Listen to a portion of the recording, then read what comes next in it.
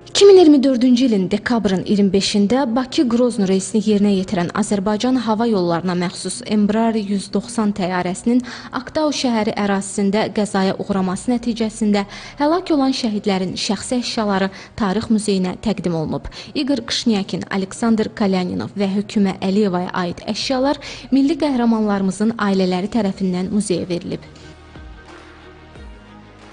Əşyalar arasında uniforma, İqor Kışnyakinə məxsus təyyarə kapitanının paqonları, diplomu, Aleksandr Kalyaninova aid qələm, mühasirə dəftəri, qalstuk sancağı, baş bələdçi Hökümə Əliyevaya məxsus bələdçi geyimi, döş nişanı, bələdçi geyiminin şərfi, qeyd dəftərçəsi var.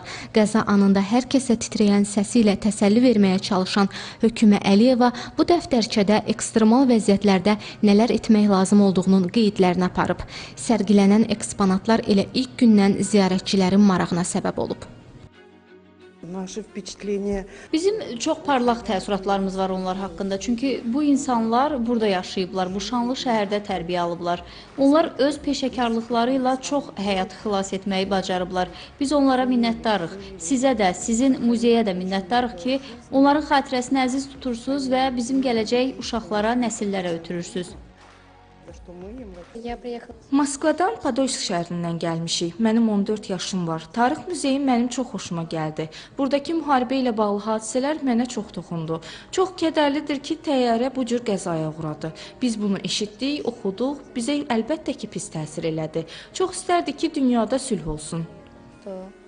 New Yorkdan gəlmişəm. İstənilən ölkəyə səfər edəndə mütləq muzeyləri gəzirəm. Bakıdakı Tarix Muzeyində olduqca çox tarixi hadisələrin ekspozisiyaları yaradılıb.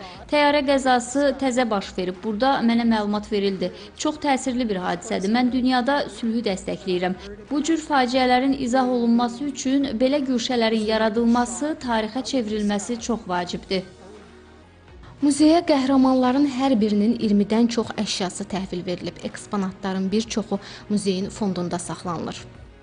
Həmin əşyaların nümayiş etdirilməsində bir nömrəli bizim vəzifəmiz ondan ibarətdir ki, gənc nəsil milli tariximizə maraq göstərsin, bu tarixin yaşadılmasında birbaşa Tarix Muzeyinin rolunu onları nümayiş etdirir. Eyni zamanda bu ekspozisiya kompleksində sağ qalmış və prezident tərəfindən birinci dərəcəli Rəşadət orderinə layiq görülmüş Zülfiqar Əsədov və Aydan Rəhimlinin də materialları nümayiş olunur.